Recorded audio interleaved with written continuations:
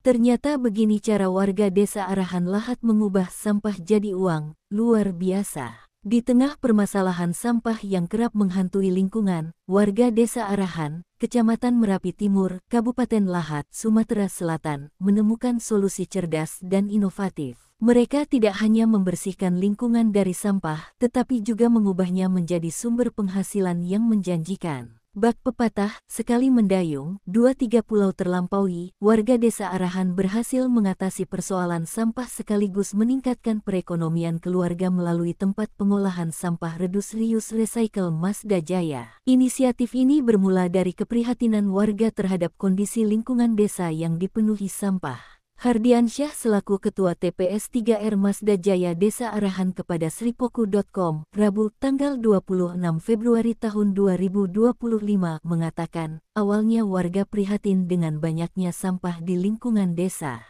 Dari situ warga berpikir bagaimana cara memanfaatkan sampah ini agar bisa menghasilkan sesuatu yang bermanfaat. Konsep TPS 3R Masda Jaya terbilang unik dan memberdayakan. Warga diajak untuk memilah sampah rumah tangga dan membawanya ke TPS 3R. Sampah yang terkumpul kemudian dibeli dengan sistem tabungan. Selain itu, TPS 3R juga menyediakan layanan jemput bola untuk sampah yang belum dipilah dengan biaya Rp15.000 per bulan. Sejauh ini, belasan warga desa Arahan telah terlibat aktif dalam pengelolaan TPS 3R dan merasakan manfaat ekonominya.